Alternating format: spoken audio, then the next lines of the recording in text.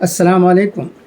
مولانا عبد الخالق مدراسی صاحب کا ایک ویڈیو جو اردو کے سلسلے میں ہے وائرل ہو رہا ہے، ہمارے گروپ میں اسے کئی لوگوں نے بھیجا ہے۔ برادرم چودھری نثار احمد صاحب تو بڑی دلچسپی سے اسے اپنے گروپس میں بڑی دلچسپی سے شیئر کر رہے ہیں اور لوگوں سے، خاص کر ان کے دوست احباب سے کہہ رہے ہیں کہ سنیے مولانا کیا کہتے ہیں اردو کے سلسلے میں۔ میں نے بھی مولانا کی باتیں سنی۔ میں اس وقت یہ کہہ دینا ضروری سمجھتا ہوں کہ دارالعلوم دیوبند جیسی مدرسوں کی طرف سے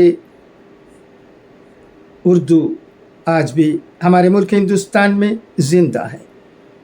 اگر اردو بہترین طریقے سے بولنے والے ہمارے ملک میں موجود ہیں تو یہ دارالعلوم دیوبند، ندوۃ العلماء جیسے درس گاہوں سے پڑھے لکھے لوگ ہیں۔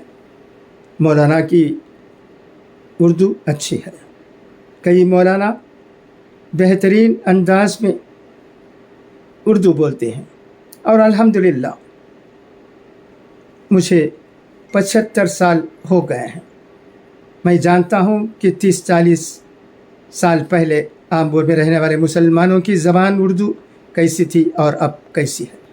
اب دارالعلوم دیوبند سے تعلیم حاصل کر کے جو لوگ مفتی بن کر آئے ہیں ان کی اردو زبان تو ماشاءاللہ اتر بھارت کے کسی مسلمان کے اردو زبان سے میں ڈنکے کے چوٹ پر کہہ سکتا ہوں خراب نہیں ہے، بہترین اردو بولتے ہیں۔ ان کی تقریر اچھی اردو میں ہوتی ہے۔ ان کی تقریر سننے کے بعد کوئی یہ نہیں کہہ سکتا کہ وہ مدراسی ہیں۔ یہ حالت ہے۔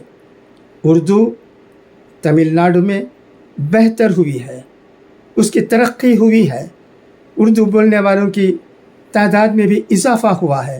صحیح اردو بولنے والے بھی ہزاروں میں موجود ہیں، اسے کوئی انکار نہیں کر سکتا۔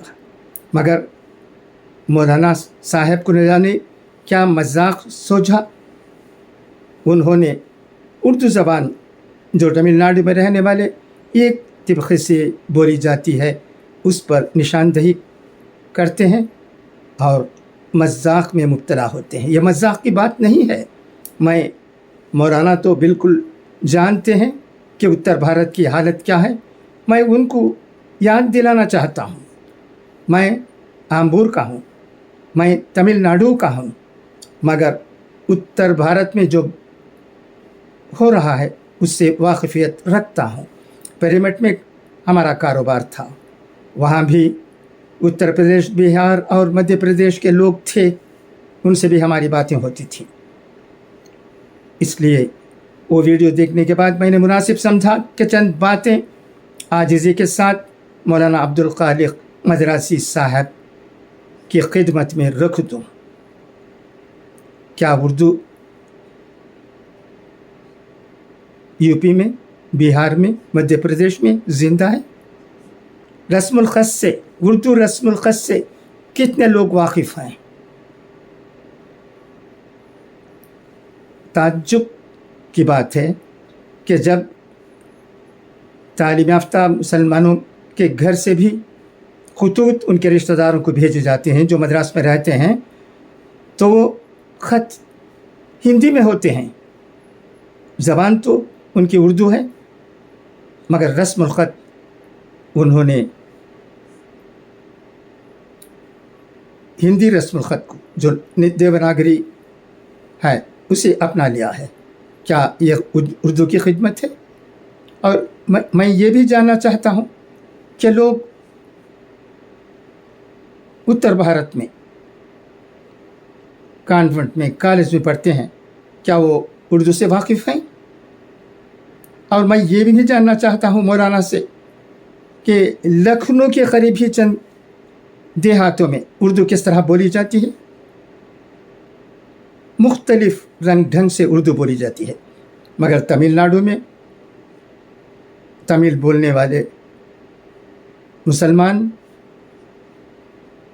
अक्सरियत में हैं, और जो मुसलमान अब टूटी फूटी उर्दू ही से ही बोलते हैं, उनके आबा व अजदाद भी तमिल भाषा भाषी ही थे।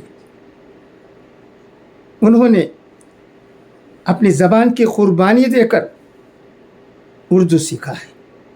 इसलिए मौलाना जैसे लोगों को तमिलनाडु में रहने वाले मुसलमानों का शुक्रिया अदा करना चाहिए कि वो उर्दू सीखने की कोशिश कर रहे हैं, मगर उनकी उर्दू अब अच्छी हो रही है। जैसा कि मैंने कहा,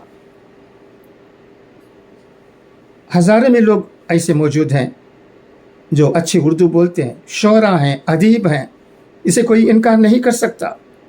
इन बातों को मंजर आम पर लाने की मौलाना अब्दुल खालिक मदरासी साहब से कोशिश होनी चाहिए थी, मगर अफसोस की बात है कि मौलाना, हम कदर करते हैं उनकी, उनको मजाक सूझी और उन्होंने वो बातें कह दी जिनमें कोई दम नहीं है, कहूँगा मैं। क्या मुज़क्कर और मुअन्नस के गलत इस्तेमाल से उर्दू को नुकसान होता है, आंच आ जाता है? अगर उर्दू तिब्का मैं ये पूछूं कि तमिल ज़बान में क्यों महारत नहीं रखती है, तमिल ज़बान सीखने की क्यों कोशिश नहीं करती है, तो मौलाना क्या कहेंगे? तो ये ज़बान का मामला बहुत गंभीर है। और ये भी सुन लीजिए, उत्तर भारत में रहने वाले हज़ारों मुसलमानों से ज़्यादा गैर मुसलमान अच्छी उर्दू और हिंदी बोलते हैं, उन बोलने का सलीक़ा भी होता है, मगर हम कहाँ हैं ये भी मौलाना को मालूम ही हुआ होगा। मगर सिर्फ मैं याद दिलाना चाहता हूँ, ये ज़रूरत है किसी चीज़ को जो अहम है उसे मजाक ना बनाएं। हमें तो अच्छी बातों को लोगों के सामने कहने की ज़रूरत है, और चंद लोग जो उर्दू से वाकिफ़ नहीं हैं, उनकी ज़बान उर्दू नहीं है, तमिल ज़बान उनकी ज़बान है, इसके बावजूद वो कोशिश करते हैं और गलत सलत उर्दू ही सही बोलते हैं, समझने की, बोलने की कोशिश करते हैं, तो ये सराहने की बात होगी। अगर मौलाना को मेरी इन बातों को सुनने का मौका हुआ तो इन पर गौर करें और चंद बातों के बारे में वो क्या ख्याल रखते हैं उसे भी हमारे सामने रख दें, तो मैं उनका मशकूर व ममनून होगा। अच्छा, तो अब इजाज़त, इंशाअल्लाह फिर मुलाकात होगी। खुदा हाफिज़, फ़ी अमानिल्लाह।